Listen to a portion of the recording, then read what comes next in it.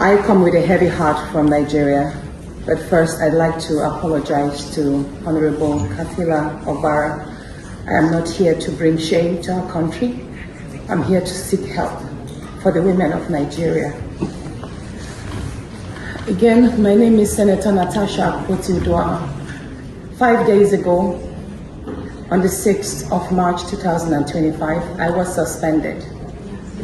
As a senator, I was suspended illegally because I submitted a petition of sexual harassment against the President of the Nigerian Senate, Senator Akpabio.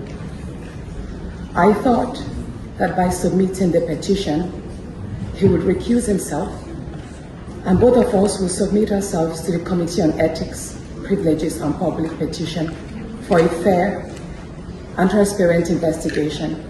But unfortunately, I was silenced and I was suspended. I was suspended for 6 months, amongst many other stringent conditions, such as taking away my security, taking away all the officials, vehicles, and other items that were handed over to me as a senator. My salaries will be cut off. I must not appear anywhere near the National Assembly. And for 6 months, I'm not to introduce myself or present myself as a senator locally in Nigeria or internationally. That means I'm here illegally, but I have no other place to go but to come here and speak to you women, because this is a bigger picture.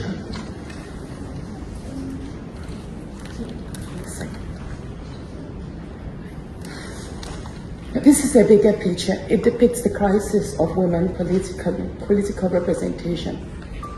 My suspension is not just about me. It's about the systemic exclusion of women from political leadership in Nigeria.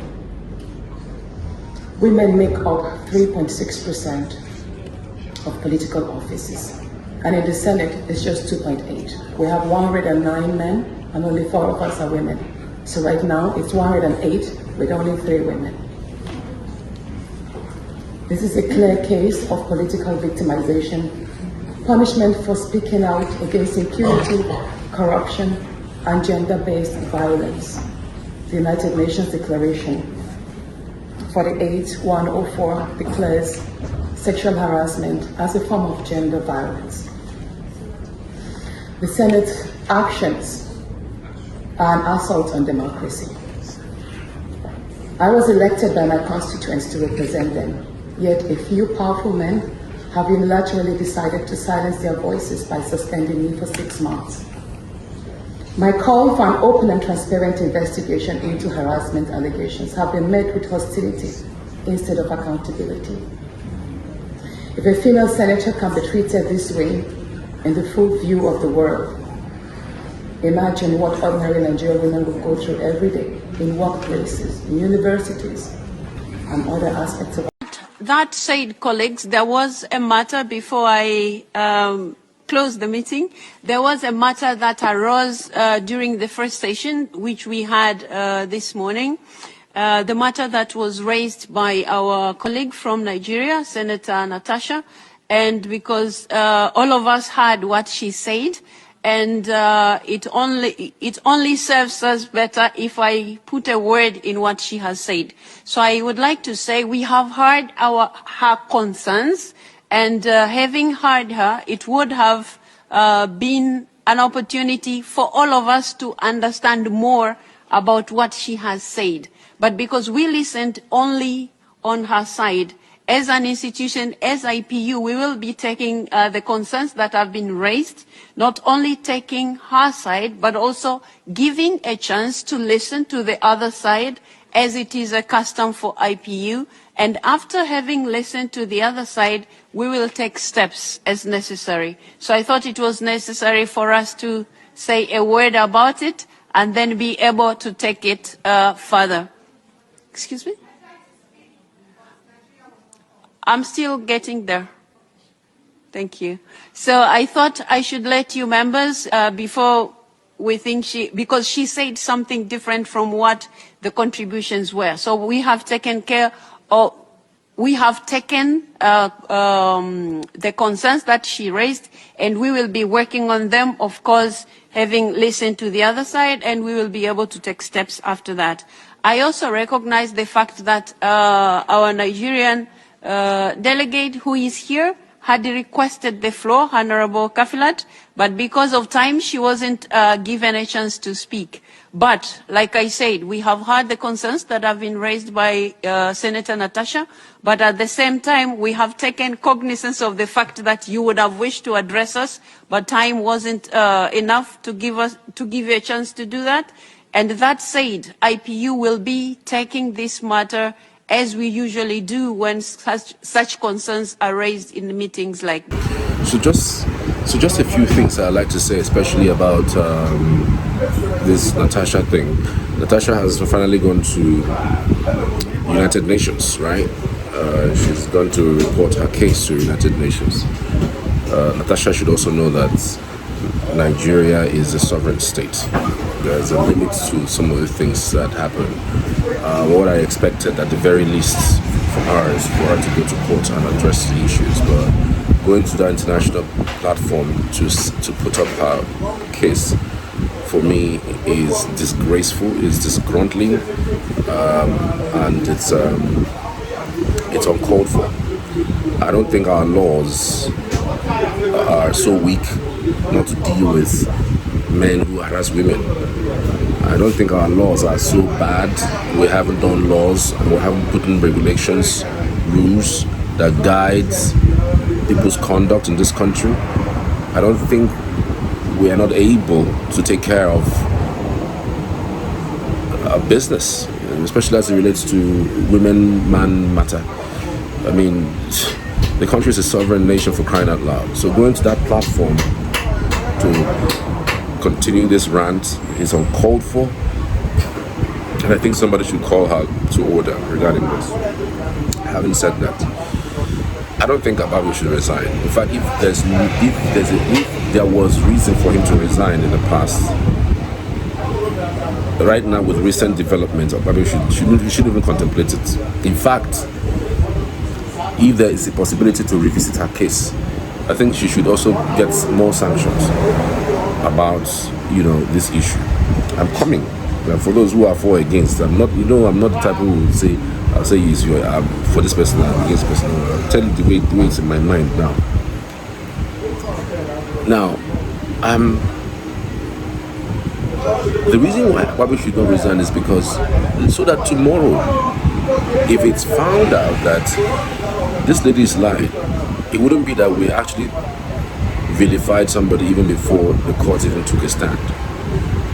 Because there must be an independent body who would investigate this. Beyond investigation, at least, and I keep saying, can this thing go to a proper investigative body where they could do some sort of forensics, something that can hold up somebody to account, so that tomorrow, if it is for Akpabio or against Akpabio, then we can now know where our problems are coming from. Now, for those who don't know what the story is about, it's about Natasha Akpoti, Kogi Central Senator, who got suspended, not because she brought up sexual harassment scandal on Senate President, the third man in the country, but because she flouted the rules and regulations of the Senate in where manner the procedures must be taken. She had presented a petition that didn't follow due process, and she was asked to redo them, and she also flouted the Senate rule, and that was the reason why she got suspended. And then, let's even flash back a little bit, just in case. From the beginning, she was asked to change her seat. Apparently, that's a normal thing that happened within the House. It's not that it's only her that was asked to change her seat. In the last year, there are several senators whose seats have been changed. So on this particular day, her seat was asked to be changed. She even without her knowledge, because that's what the rule says. Without your knowledge, your seat can be changed. And then she was asked to change her seat, and she refused blatantly. And on that premise, she started shouting sexual harassment. Now, I want you to take the timeline. I keep saying this. Check the timeline. You asked that your seat you were asked that your seat has been changed and you refused. And instead of sticking to the plan of obeying the rules and regulation of the house after your seat has been changed, you said that you are sexually harassed. Now, they asked you a question. Why that seat? Why do you want that seat? What's so important about that particular seat? What's the problem with that seat? Is there an issue with this? Why don't you want to change your seat? And your response, your strongest response was, oh, that the camera will not capture you properly. That if you change your seat, the way they had asked you to go to, the camera will not capture you properly. Senate House is not a place where you create content. It's not a place where, camera should capture you. I thought that Senate House is a place where, as a representative of your area, what you can do as a person is to see what you can contribute in order to get things done for not just your people you represent, but for the country at large. The ability to deliberate on issues of national importance, distribution of resources from place to place, from person to person, so that it can be equitable. And then the little that you have for your constituents, you also deliver the goods of this democracy to them. I thought that's the summary of what it is.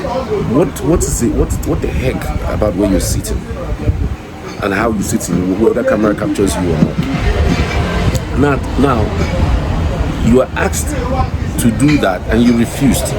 And the next thing, you started saying you are being sexually harassed and that you are going through a lot. And because you're going through a lot, this one is it's time for you to now come out. How come you didn't talk about this harassment earlier than now? Why? Why didn't you do that harassment story earlier? Why would it be in the middle of when they asked you to change your seat? That's when you're bringing up this up. It doesn't make sense. It reminds me of a story that happened in my schools, in secondary school, some 20 years ago or so. A certain lady, young, fine, very beautiful lady in class then, secondary school. Our class rep usually have this thing for her. I mean, gives her everything she wants. Pampers her, gives her everything. Then all of a sudden, the class rep fell ill. Then the class deputy captain takes over the office. And then, this is true life story, I'm just summarizing it.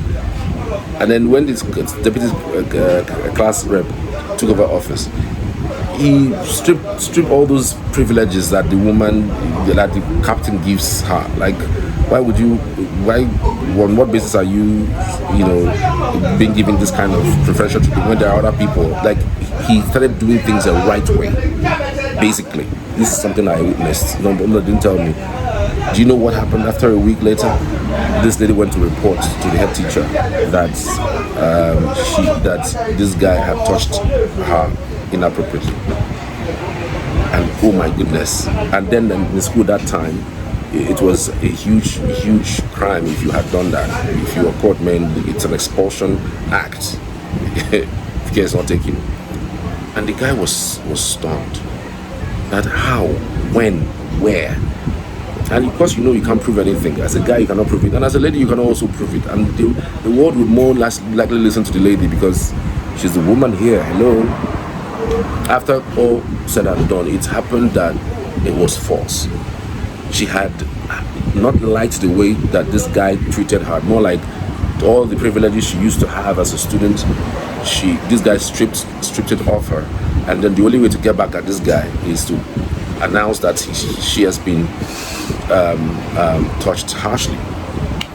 That is what happens. And it is possible that this is actually what is playing out in the house. Now, this is speculative. I'm not saying that's fact, but I just want an investigative body, an independent investigative body, or even a Nigerian court should have this on their table to investigate. I need them to investigate this. I'm not saying that what happened playing at my school is actually what's playing out now, because it doesn't add up. In one breath you're saying, oh, you are sexually harassed, and then another breath you're saying, oh, that it was just like you have in school, sex for marks. It is sex for bill presentation. Which one is it? I hope we know there's a difference between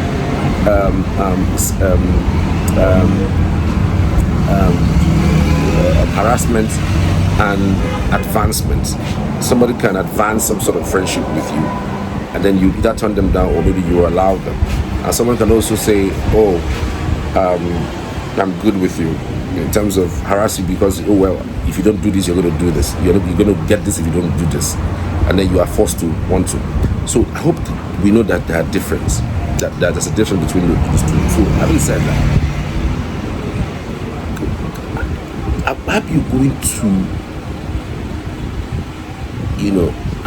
Akpabio resigning would amount to anybody who is anyone can wake up one morning and say they have been sexually harassed, and then the next thing they are looking at the guy to resign without any clear-cut evidence. Remember, they asked her, look, this matter, what's going on? She said she hasn't presented it in court. Why hasn't she gone to court for this? Is there something she's hiding that we don't know? Because I don't know why people are not seeing this from my perspective. I'm sorry to say, but I'm not for anybody and I'm for no one. Then even if you want to investigate this matter, the way and manner that the investigation even came, it wasn't adding up. You cannot be an investigator, you cannot be a judge in your own case.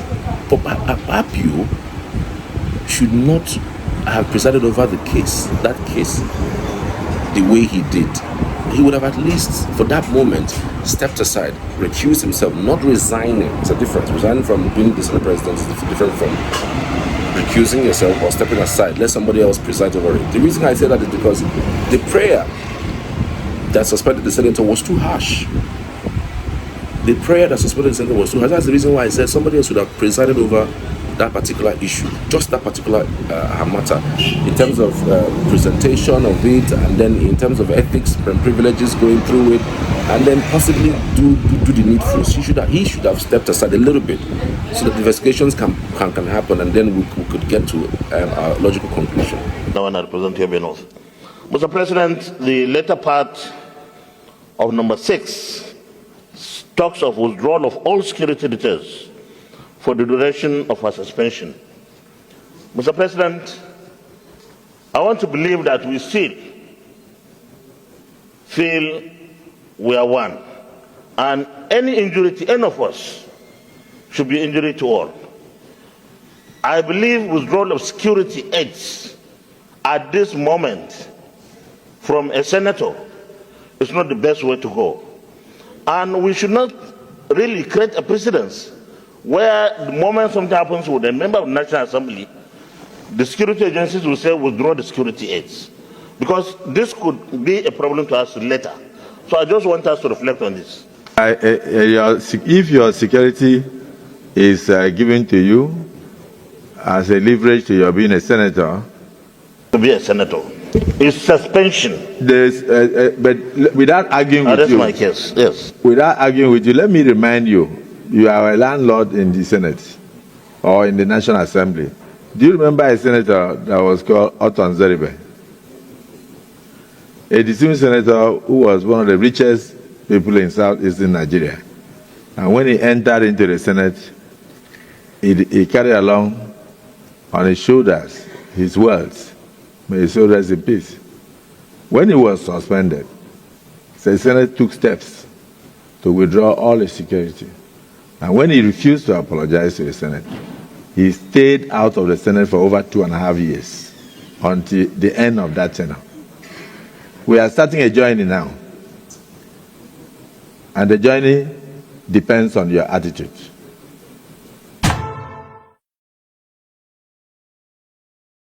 Then there will be no need for them to hang around with you when you are no longer a senator. In other words, if you are no longer a president of the Senate, you cannot continue to sit in the car of the president of the Senate.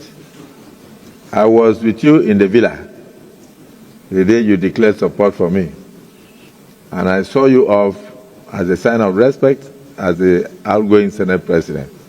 When we got to the vehicle, you just pointed out and said, this will be withdrawn from me tomorrow.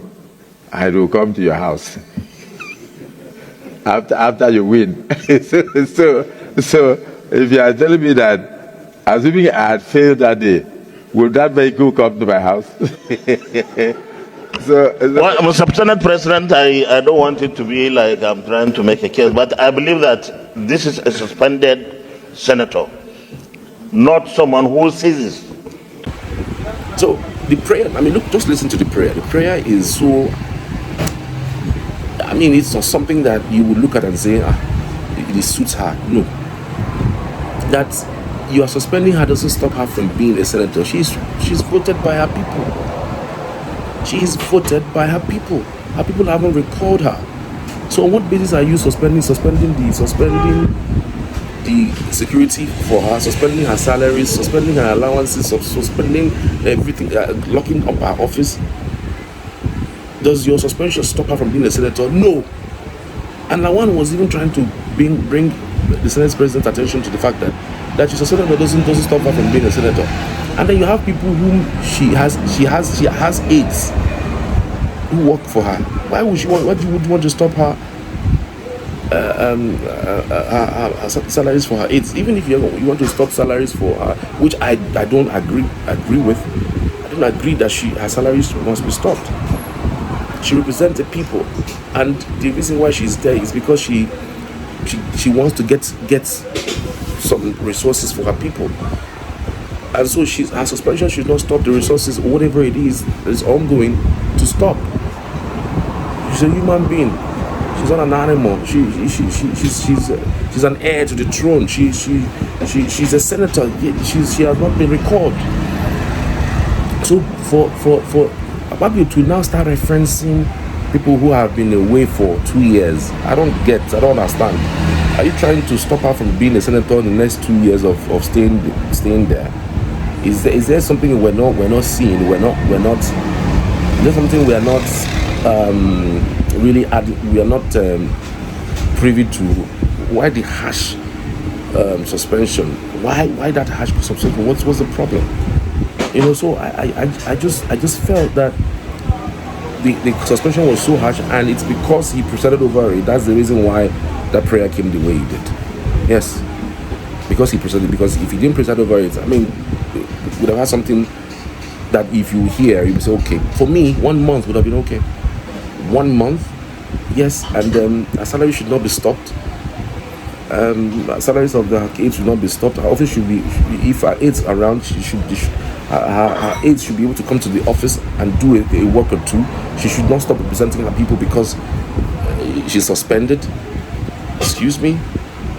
So that's my thinking around that line. And I just hope that this smooth things out. This gets to a logical conclusion. Like I said, it was wrong for her to have gone that far in going to the international community to do that. And then the woman on the other side says, look, we'd have to listen to both sides. I mean, that's the best thing to do. That you came out announcing that something has happened to you doesn't mean we'll just swallow it. We have to listen to both sides. That's a fair deal. It's a fair deal, and she's a black woman, and she knows this. She knows how this thing plays. Some person can just wake up and say you're sexually harassing them, and all of a sudden everybody starts looking at you like you actually did it, whereas there are no context, there are no investigations to that matter. So let's be clear on these issues. Let's be clear. Let's not get carried away by emotions. And by the way, speaking of emotions, we all know how emotional women can be. A woman can do something wrong today, now, and the only way she could cover it up is by crying, emotionally being in pain, and then just to make sure that they deceive you to think otherwise about them. Yes, women are very good at that, and this is most likely maybe one of those cases of doing something wrong or trying to gain some sort of attraction or attention to yourself, and then you just create a scene, and then that scene comes down to you have brought down this man.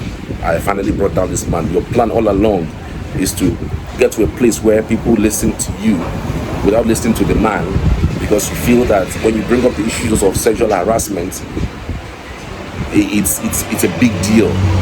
No, it must be investigated. And I'm also saying that around the world, I will stand by this thing I've said. Everything must be investigated, including the exchange of text messages, phone calls. Everything must be investigated. Everybody must come through with this. Let's see where this heads to. Let's see how this would where we should take. Who knows? I mean, this will also be a way to learn For people who are in public offices, know how to behave when you are in position of authority. And for people who are followers, you also not put yourself in a certain position when you are going to be harassed. Or better still, you try and announce earlier that a certain harassment has been meted onto you. You mustn't have to wait for a long time until something triggers it. Nothing should have triggered it. So if your seat, if you had that seat back, if that seat was not changed, you wouldn't have come out to announce your sexual harassment. You wouldn't have been done that. You'd have perished with that thought. So let's just be clear with this. That's my thinking.